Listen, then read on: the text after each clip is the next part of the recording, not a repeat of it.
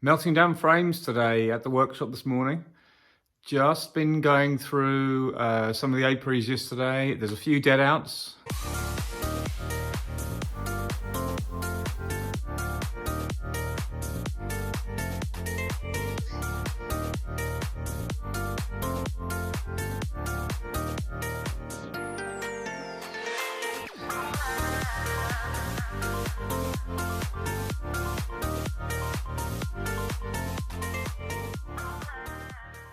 But that is beekeeping raw. To be honest, those were mostly queenless colonies last autumn that I knew were going to die. They were drone laying or they were laying workers. So I've gone away, either shaken out the bees before I went away and left the frames to be cleared out. Put the mice guards up, come back and clear the rest out. So that's what I'm doing. I'm going through now, I'm clearing out and I'm melting down stuff. Just thought I'd go through the wax melter I have, well, that I use. It isn't mine, but I use it with my colleague, he owns it, just to make that clear. That's the way things are here. We share each other's stuff, which is really good. But I'll go through what we do and the criteria I use for selecting my frames that I melt down and the few that I do keep, because I believe it's really important to not keep frames more than three years old, about 3 years old. Some are darker than others, but as soon as you get past that 2 to 3 year stage, the frames get really, really black, and that's what you want to avoid. That's a way of renewing the colony, renewing that dirty wax, and it's to be renewed. You can melt it down and reuse it, and that's a great resource you can get back. A little bit of energy used, but it's better than buying new wax in and dumping the old ones. That's how I feel. So I know I've showed you me melting down some frames before, but I thought it would be a little bit more precise this time. And because I get a lot of questions on to what kind of wax melter it is. To be honest, I can't find the name, but if I can find it, I will put it up when I do this post. But it's a very simple wax melter, this, okay? You can get in approximately 1, 2, 3, 4, 5, 6, 7, 8, 9, 10, 11, 12, 13, about 16 Dadant frames. So that's 32 Dadant frames. And when we melt down the Mini Plus, which I have some here, these have been melted down yesterday, we probably get about nearly over 100 in there each time. But that takes a lot of time. But not time to melt them down, it's the time it takes to actually process them, load them all in, melt them down, and then unload them all and scrape all the wax off on the inside. So, this wax melter has 2 baskets inside it, okay? Inside here, there is a inner tray, and I'm going to take this basket out now and show you what it's like inside. That's the basket out. It just lifts out pretty simply. What these baskets do, they've got a lot of holes in them, okay? And when you run the wax melter, this inner tray captures the wax that drips out the holes from the frames as the wax melt. What actually happens is, you can see the hole there, you can see some of the wax from last time. It gets very dark and dirty, you have to keep on top of it and keep it clean. This bit of metal here keeps the distance between the bottom of the tray and the basket, and then the wax can then run out by gravity through this hole out there. So what actually heats the whole box? So this box is like sealed, and you put water in the bottom. Beneath this pot, so you tip water down the back here, and you need to make sure that you've got enough water in there, because it's very important that you don't run out of water. Because if you run out of water, then this thing could technically catch fire, but it's unlikely as well, because there's no actual spark coming in contact. The burner we have just is a propane gas burner that sits underneath there, and that gives a lot of heat very quickly, so it melts. It really, really is I wouldn't say efficient in terms of energy, because we get about, with one bottle, we'll be able to melt down about 10 loads of frames. So that's 10 loads of the wax melter full, no matter what you've got in it. But it does the job, and it processes our wax. That is simply how this wax melter works. And the reason why we use it is because it works well for us. It's a simple tool for a simple workshop. which you can process your frames.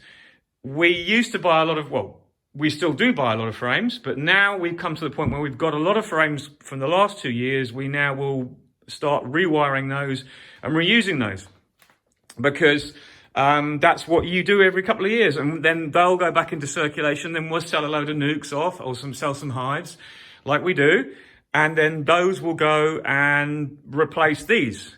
This year we've got plenty of frames to renew.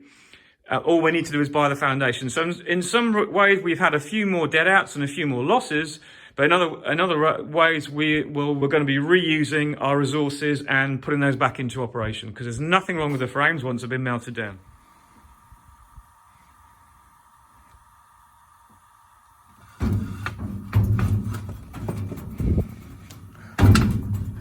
So that's the wax melter lit. What happens now is that gas that's burning heats up this bottom few litres of water that sits on the bottom here. You can see there the level. I've got it well topped up this time, because I want to make sure that we never run dry. And when you run dry, it starts to smoke and it gets seriously dangerous. And we just never let that happen. So we always check there's plenty of water in there. That steam then rises up. The wax filters down as it melts into the bottom pan, and it drips out of here through the nozzle into the bucket. And it takes a couple of hours, but it's a good process because it's a gentle, slow process. This is what you get after you scrape the frames off. I think you've seen me scraping the frames out before, but you have to just knock all these bits out. But this is all what's left. There's a little bit of wax in it. I mean, you could heat it up and press it again, but we just dispose of this carefully and then move on. You could spend hours getting that little bit extra out, but for the amount of work you put in, we just feel a little bit about the selection criteria we have of what we do melt down and what we don't. Now, you imagine you get a dead out and you've got 6 frames if it's a nuke, 10 frames if it's a hive. So what we do is we go into the hive, but usually the 2 outer frames will be something like this. They'll be either half drawn or they won't be drawn. So in that respect, they'll be clean, and there's nothing wrong with keeping that frame from most dead outs, providing you can rule out American foul brood from your colony. So you go straight to the center of the brood nest. If the brood nest is clean like this, and we prefer to melt down most frames that have pollen in, because the pollen is what attracts the wax moth. There's a little bit of pollen in this, but we also have a lot of colonies that are going to need feeding. So you've got to remember that. And if you go to the center of that brood nest and there's no brood that has had larvae dying in it during the process of the colony still running, it doesn't matter if there's a few dead brood cells, and when you uncap them, there's adult larvae underneath. That is the sign that the colony collapsed in most cases, and the bees were being hatched around the brood. You'll see some. I might be able to find you a frame in a minute, but most of them have been melted down. Any brood we find that's clean and that shows signs of no major disease or anything like that, we just melt down, because usually the frames are darker. The reason why this one's been kept, because it's not that dark, this frame yet. It's fairly okay. The extremities are still light. There's honey at the top. So this is a resource we've kept. Okay, you can see these are all good. They're all clean. There's just nothing wrong with them at all. No point in melting it down. This is a resource. Look at that lovely comb that the bees have built. You know, you stick that back in a colony again, and straight away they'll draw that out. Okay, so what I'm trying to say is there is a difference. But when you get frames that are from the brood nest that generally are dark, they're old, they're obviously 2 or 3 years old, that's the time to renew them, because that colony dying gives you the chance to renew those frames. For €1 we pay for the new foundation. Okay, it's work on our behalf to renew the wax and melt out the old one, but we get some of the wax back and we give that frame a new sheet of wax and a new sheet of foundation, and the bees just jump on it in the spring. And that's what you want. You want them to have plenty of fresh, clean comb and renew the nest as soon as possible. It's just good maintenance. It's a little bit more pricey, but if you run old combs, you will see the problems you get with increased diseases, increased viruses, decreased growth of your bees. You have to keep your colonies moving through. You want to rotate all your frames within 2 to 3 years at the very maximum. So I've come out to where I've got some Mini Plus. I'm just getting those through the system as well. The ones that have died out, the ones that have been robbed out. just the way it is. We have a certain amount of lossage every year. But I just wanted to show you this so you can see, when you're worried about disease, what I was talking about just before is that every single frame, that if you're worried from the brood nest, if you're, oh, has it got EFP? EFP isn't that prolific, okay? American foul brood isn't that prolific. If you're worried you've got it, this is how you can check. The two brood diseases will have dying larvae in the colony when the colony is still running. This, for example, is laying workers, but I know it's laying workers for the reason that you can see these are non-fertilized drones, okay? But the point here is every single cell has an adult being that is developed. There's no rotten bees, there's no guns, there's no slime. They're all adult bees. So these bees were actually growing at the time the colony collapsed. There was no dead larvae, okay? So what you've got to always look for is when you find a frame you're worried about, there'll be obviously the risk of that it might be a foul brood disease, yes, but in reality it's unlikely. And if you had a frame that was completely capped over and there's no sign of any bees chewing at it or dismembering anything from inside of it, and the inside still has larvae that are still in their normal shape, that's fine. It's just that the colony collapsed around it. But the majority of times they don't just collapse. They'll carry on. They'll feed the bees that are in those frames. The bees will usually pupate, and the bees will usually mostly hatch out. And the time you see a dead out colony, you will find a little bit of brood, and there'll just be a few bees trying to emerge that die. But there'll be bees that are emerging that are actually adults, because all the larvae was brought on, but the queen stopped laying or whatever happened, but there'd be no actual mess and gunk in the cells. I kind of can't make that clear enough, and it took me a long time to understand this principle of how to diagnose a brood disease. And the biggest thing you will see, and the easiest thing to diagnose of all the problems, and I've only ever found this twice in 10 years, is you will see dead larvae in the dead combs. And that's because the colony was diseased as it was still trying to run. When you see a death from varroa or something else, almost 99.999% of the time, the bees will continue for a certain amount of time. The queen will slow her laying down, and there'll just be a small amount of brood, but amongst that brood, most of it will be hatched, and the bees that are left will be adult. And that's the key to it, because the larvae have been still looked after, and there was nothing wrong with the actual larvae. The problem was the parasite and the viruses that the bees have that meant the colony was slowing down. The bees were going off and dying slowly, because with varroa, most of the time, the bees know they're ill and they leave the colony. And that's why you see colonies with no bees in and just a few left at the bottom. And the few left at the bottom are what happened when the colony collapsed. It got to a point where it couldn't sustain itself anymore. Along comes the first frost of the winter, bang. And you're going, oh, my colony 4 weeks ago was perfect. Why is it dead now? It's because the bees went off, they were ill, they've got this virus, or one of the many, or probably 20 viruses that varroa carry, they went off and died, and the colony got less and less and less, and then you suddenly get this collapse. But the key is to understanding this is the fact that there's no rotten larvae in the cells, and it's so simple. If you think about that, you will be able to diagnose most of your disease problems straight away. Okay, so I'm just clearing out a couple of dead out nukes. Hardly any dead bees in the bottom, as usual. But looky here, it's exactly what I'm on about. Yet again, same thing. This brood is universal in its death. This colony carried on looking after this brood for as long as it possibly could. And there was just a few bees left that just couldn't cope it, and the colony collapsed. But every single bee in this colony, in this remaining brood, is adult. And if you can see that, okay, I'll uncap a few so you can see. Every single one has an adult larvae underneath. It's all completely normal, developed larvae under every single cell. So this colony collapsed. There wasn't enough heat to finish the colony, and The ones that did hatch out are the ones you can see sitting there with their tongues out. But this is what I'm on about. You need to know your diseases. You need to know how to diagnose what you've got. There's nothing wrong with this frame, apart from I don't really want this dead brood in here. You could technically put this frame back in a colony and they would clean it out, but I don't really like putting that much brood back in. I will melt this down because it's a darker frame as well, and it just gets rid of the brood, because the brood technically is dead material, and I don't like putting that back in the colony. There's stores in it. The frame isn't that black yet, but it's getting that way. This is sort of 2 or 3 years old already now, so it's time to clean this frame out. But it doesn't matter if you did put it back in, because there's no disease issue here. That's the issue I'm talking about. There isn't any.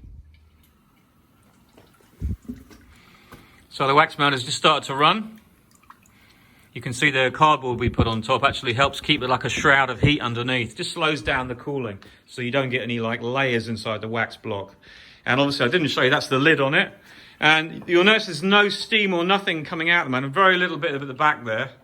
But what happens is, as this gets hotter and hotter and everything inside gets to 100 degrees, you imagine the outside gets hotter first. Not any hotter than 100, but obviously it takes a while for that heat to penetrate inside that wax as it melts and inside those frames. But until then, you don't see a lot of steam. But you know when it's virtually finished, because there'll be no more wax really coming out the bottom, and there'll be no more, and there'll be a lot more steam that comes pouring out, because the whole unit has reached 100 degrees inside. And that's when you know roughly it's time to clear it all out. So a couple of hours have passed. I know this is now finished. Nice sort of wax there, just got the steam coming out through the nozzle. Hardly any more wax, so we're done. Before I empty out this wax melter, I'll just tell you what we have. Up in the roof, we have a fan that we plug in. Now, I won't run it now because it's really noisy, but the fan rips out. As you open this up, you get a huge amount of steam coming out the top of this box. And the trick is to work as hard as you can to get the frames cleaned before they cool down, because that way then you profit from the frames being warm, so the wax just drops off. Anything, well, not the wax, the rest of the insides of the cells all drop off nicely and they're easy to clean. The trouble with this is, in the summer, as soon as you run this, you attract thousands of bees. It's like, woo, come over here, look at this, smell this, it's amazing. So you've got to run it quickly, and then we've got a flap inside. I don't know if you can see it. I don't know if you can see it there, but here's the flap. Then we open that up, and then it lets the steam out. If you don't put the flap back down in the summer, you come back to the whole place just full of bees, and I tell you, it's a nightmare.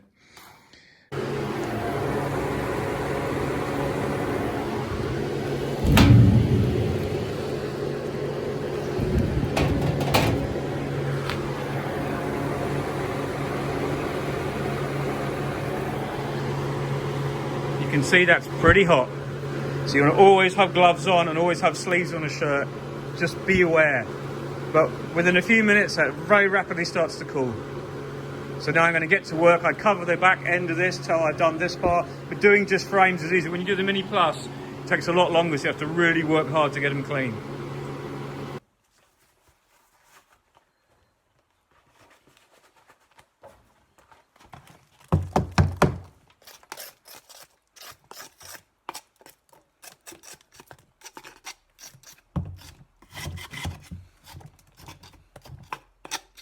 It's important that you scrape off as much as you can while the wax is so hot, and all these bits come off really easily. Then if you leave them go cold, they become a nightmare. So you have to work really quickly, or you have to reheat it again. So there's all the frames, all cleaned out. Wax melter is empty. Here's all the last remaining bits of the cells we've just cleaned out. They're all nice and light. Good job done. So moving on, we take these outside, stack them up for a few days, let them really dry out and let the weather get to them. Not even the bees, we just let the weather get to them, because the weather helps dry out the stickiness from the frames before we re-wax them.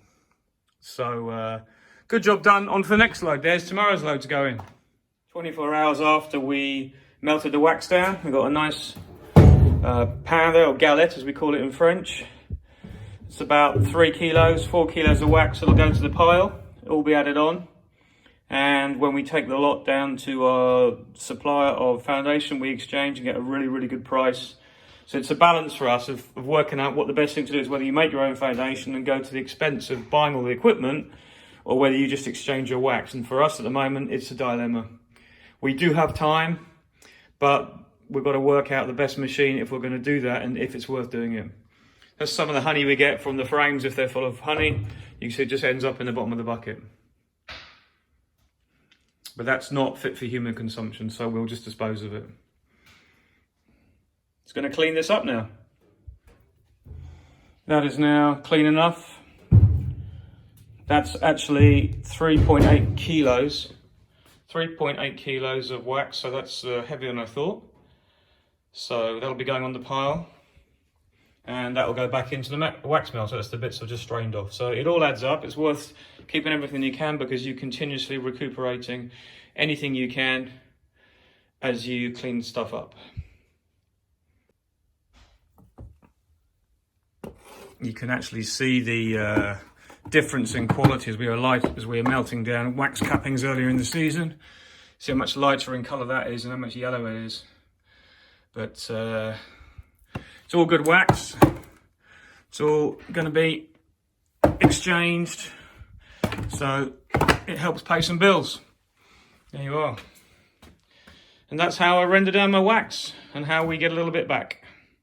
Hope you enjoy the video. See you again soon.